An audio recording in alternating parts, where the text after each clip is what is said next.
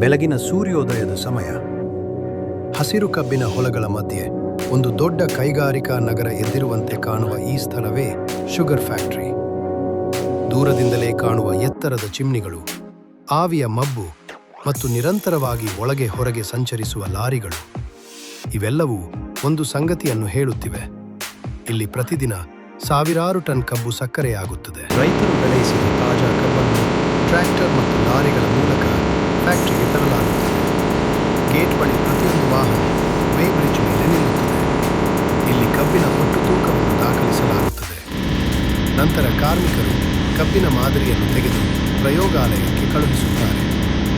ಅಲ್ಲಿ ಸುಕ್ರೋಸ್ ಪ್ರಮಾಣವನ್ನು ಪರೀಕ್ಷಿಸಲಾಗುತ್ತದೆ, ಏಕೆಂದರೆ ಕಬ್ಬಿನಲ್ಲಿ ಸಕ್ಕರೆ ಅಂಶ ಹೆಚ್ಚು ಇದ್ದಷ್ಟು ಉತ್ಪಾದನೆಯು ಉತ್ತಮವಾಗುತ್ತದೆ. ತೂಕ ಮತ್ತು ಪರೀಕ್ಷೆಯ ನಂತರ ಕಬ್ಬನ್ನು ಕೇನ್ ಯಾರ್ಡ್ನಲ್ಲಿ ಇಳಿಸಲಾಗುತ್ತದೆ. ದೊಡ್ಡ ಕ್ರೇನ್ಗಳು ಮತ್ತು ಕನ್ವೇಯರ್ ಬೆಲ್ಟ್ಗಳು ಕಬ್ಬನ್ನು ನಿಧಾನವಾಗಿ ಒಳಗಿನ ಪ್ರೊಸೆಸಿಂಗ್ ವಿಭಾಗಕ್ಕೆ ಸಾಗಿಸುತ್ತವೆ. ಈಗ ಕಬ್ಬು ಫ್ಯಾಕ್ಟರಿಯ ಅತ್ಯಂತ ಪ್ರಮುಖ ಭಾಗವಾದ ಮಿಲ್ಲಿಂಗ್ ವಿಭಾಗಕ್ಕೆ ಪ್ರವೇಶಿಸುತ್ತದೆ. ಇಲ್ಲಿ ಭಾರೀ ಉಕ್ಕಿನ ರೋಲರ್ ಯಂತ್ರಗಳು ನಿರಂತರವಾಗಿ ತಿರುಗುತ್ತಿರುತ್ತವೆ. ಕಬ್ಬು ಈ ರೋಲರ್ಗಳ ನಡುವೆ ಹೋಗುತ್ತಿದ್ದಂತೆ ಅದನ್ನು ಸಂಪೂರ್ಣವಾಗಿ ಜಜ್ಜಿ ಅದರೊಳಗಿನ ರಸವನ್ನು ಹೊರತೆಗೆದುಕೊಳ್ಳಲಾಗುತ್ತದೆ. ಹೊರಬರುವ ಹಸಿರು ಬಣ್ಣದ ದ್ರವವನ್ನು ರಾ ಕೇನ್ ಜ್ಯೂಸ್ ಎಂದು ಕರೆಯುತ್ತಾರೆ. ಒತ್ತಿದ ನಂತರ ಉಳಿಯುವ ಒಣನಾರು ಬಗಾಸೆ. ಇದನ್ನು ವ್ಯರ್ಥ ಮಾಡಲಾಗುವುದಿಲ್ಲ. ಬಗಾಸೆಯನ್ನು ಬಾಯ್ಲರ್ನಲ್ಲಿ ಸುಡಲಾಗುತ್ತದೆ ಮತ್ತು ಅದರಿಂದ ಆವಿ ಹಾಗೂ ವಿದ್ಯುತ್ ಉತ್ಪಾದನೆಯಾಗುತ್ತದೆ. ಅಂದರೆ ಫ್ಯಾಕ್ಟರಿಯೇ ತನ್ನದೇ ವಿದ್ಯುತ್ ಉತ್ಪಾದಿಸಿಕೊಳ್ಳುತ್ತದೆ. ಹೊರತೆಗೆದ ರಸದಲ್ಲಿ ಮಣ್ಣು, ನಾರು ಮತ್ತು ಇತರ ಅಶುದ್ಧಿಗಳು ಇರುತ್ತವೆ. ಆದ್ದರಿಂದ ಇದನ್ನು ದೊಡ್ಡ ಪ್ಯೂರಿಫಿಕೇಶನ್ ಟ್ಯಾಂಕ್ಗಳಿಗೆ ಕಳುಹಿಸಲಾಗುತ್ತದೆ. ಇಲ್ಲಿ ರಸಕ್ಕೆ ಚೂರು ಸೇರಿಸಿ ಬಿಸಿ ಮಾಡಲಾಗುತ್ತದೆ. ಬಿಸಿ ಮಾಡಿದಾಗ ಅಶುದ್ಧಿಗಳು ಮೇಲಕ್ಕೆ ತೇಲಿ ಫೋಮ್ ರೂಪದಲ್ಲಿ ಬೇರ್ಪಡುತ್ತವೆ. ಕೆಳಗೆ ಶುದ್ಧ ರಸ ಉಳಿಯುತ್ತದೆ. ಇದು ಸಕ್ಕರೆ ತಯಾರಿಕೆಯ ಪ್ರಮುಖ ಶುದ್ಧೀಕರಣ ಹಂತ. ಈಗ ಶುದ್ಧ ರಸವನ್ನು ಇವ್ಯಾಪರೇಟರ್ ವಿಭಾಗಕ್ಕೆ ಕಳುಹಿಸಲಾಗುತ್ತದೆ. ಈ ಯಂತ್ರಗಳಲ್ಲಿ ರಸವನ್ನು ಕುದಿಸಿ ಅದರಲ್ಲಿರುವ ನೀರನ್ನು ನಿಧಾನವಾಗಿ ತೆಗೆದುಹಾಕಲಾಗುತ್ತದೆ. ಆರಂಭದಲ್ಲಿ ರಸದಲ್ಲಿ ಹೆಚ್ಚಿನ ಪ್ರಮಾಣದ ನೀರು ಇರುತ್ತದೆ, ಆದರೆ ಕುದಿಯುತ್ತಾ ಅದು ದಪ್ಪವಾಗುತ್ತಾ ಗೋಲ್ಡನ್ ಸಿರಪ್ ಆಗುತ್ತದೆ. ಆವಿಯ ಮೋಡಗಳು ಮತ್ತು ಬಿಸಿ ಪೈಪ್ಗಳ ನಡುವೆ ಈ ಪ್ರಕ್ರಿಯೆ ನಿರಂತರವಾಗಿ ನಡೆಯುತ್ತಿರುತ್ತದೆ. ಮುಂದಿನ ಹಂತ ಕ್ರಿಸ್ಟಲೈಸೇಷನ್. ವ್ಯಾಕ್ಯೂಮ್ ಫ್ಯಾನ್ ಒಳಗೆ ಈ ಸಿರಪ್ ಕಡಿಮೆ ಒತ್ತಡದಲ್ಲಿ ಕುದಿಯುತ್ತದೆ. ನಿಯಂತ್ರಿಸಿದಾಗ ಸಣ್ಣ ಸಣ್ಣ ಸಕ್ಕರೆ ಕಣಗಳು ಪ್ರಾರಂಭಿಸುತ್ತವೆ. ದಪ್ಪವಾದ ಈ ಮಿಶ್ರಣವನ್ನು ಮ್ಯಾಸ್ಕ್ಯೂಟ್ ಎಂದು ಕರೆಯುತ್ತಾರೆ. ಇದೇ ಕ್ಷಣದಲ್ಲಿ ಸಕ್ಕರೆ ತನ್ನ ಮೂಲ ರೂಪ ಪಡೆಯಲು ಆರಂಭಿಸುತ್ತದೆ.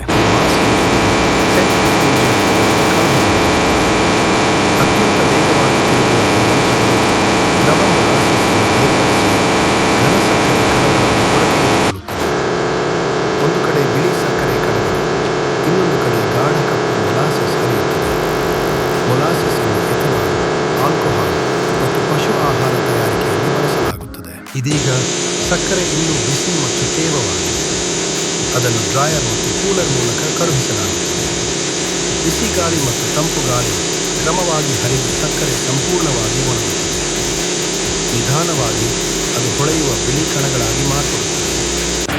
ಮುಂದಿನ ಹಂತ ಗ್ರೇಡಿಂಗ್. ದೊಡ್ಡ ಸೀಡ್ ಯಂತ್ರಗಳು ಸಕ್ಕರೆಯನ್ನು ಗಾತ್ರದ ಆಧಾರದಲ್ಲಿ ಬೇರ್ಪಡಿಸುತ್ತವೆ. ಸಣ್ಣ ಕಣಗಳು, ಮಧ್ಯಮ ಕಣಗಳು ಮತ್ತು ದೊಡ್ಡ ಕಣಗಳು ಪ್ರತ್ಯೇಕವಾಗಿ ಸಂಗ್ರಹವಾಗುತ್ತವೆ. ನಂತರ ಈ ಸಕ್ಕರೆ ಆಟೋಮ್ಯಾಟಿಕ್ ಪ್ಯಾಕಿಂಗ್ ಯಂತ್ರಗಳಿಗೆ ಸಾಗುತ್ತದೆ. ಪ್ಯಾಕಿಂಗ್ ವಿಭಾಗದಲ್ಲಿ ಸಂಪೂರ್ಣ ಆಟೋಮೇಷನ್ ಯಂತ್ರಗಳು ನಿಖರವಾಗಿ ತೂಕವನ್ನು ಅಳೆಯುತ್ತವೆ ಮತ್ತು 1 ಕಿಲೋ, 5 ಕಿಲೋ ಮತ್ತು ದೊಡ್ಡ 50 ಕಿಲೋ ಚೀಲಗಳಲ್ಲಿ ಸಕ್ಕರೆಯನ್ನು ತುಂಬುತ್ತವೆ. ನಂತರ ಚೀಲಗಳನ್ನು ಹೊಲಿಗೆ ಮಾಡಿ ಕನ್ವೇಯರ್ ಮೂಲಕ ಹೊರಗೆ ಕಳುಹಿಸಲಾಗುತ್ತದೆ. ಸಿದ್ಧವಾದ ಸಕ್ಕರೆ ದೊಡ್ಡ ಗೋಡೌನ್ಗಳಲ್ಲಿ ಸಂಗ್ರಹವಾಗುತ್ತದೆ. ನಂತರ ಲಾರಿಗಳಲ್ಲಿ ತುಂಬಿ ಮಾರುಕಟ್ಟೆಗಳಿಗೆ ಸಾಗಿಸಲಾಗುತ್ತದೆ. ಕೊನೆಗೆ ಇದೇ ಸಕ್ಕರೆ ನಿಮ್ಮ ಮನೆಗೆ ತಲುಪಿ ಚಹಾ, ಕಾಫಿ ಮತ್ತು ಸಿಹಿ ಪದಾರ್ಥಗಳಲ್ಲಿ ಬಳಕೆಯಾಗುತ್ತದೆ. ಹೀಗಾಗಿ ಕಬ್ಬಿನ ಹೊಲದಿಂದ ನಿಮ್ಮ ಕೈಯಲ್ಲಿರುವ ಚಹಾ ಕಪ್ವರೆಗೆ ಈ ಸಣ್ಣ ಸಕ್ಕರೆ ಕಣಗಳ ಹಿಂದೆ ವಿಜ್ಞಾನ, ಭಾರೀ ಯಂತ್ರಗಳು ಮತ್ತು ಸಾವಿರಾರು ಜನರ ಪರಿಶ್ರಮ ಅಡಗಿದೆ. ಮುಂದಿನ ಬಾರಿ ನೀವು ಚಹಾ ಕುಡಿಯುವಾಗ ಈ ದೀರ್ಘ ಕೈಗಾರಿಕಾ ಪ್ರಯಾಣವನ್ನು ನೆನಪಿಸಿಕೊಳ್ಳಿ.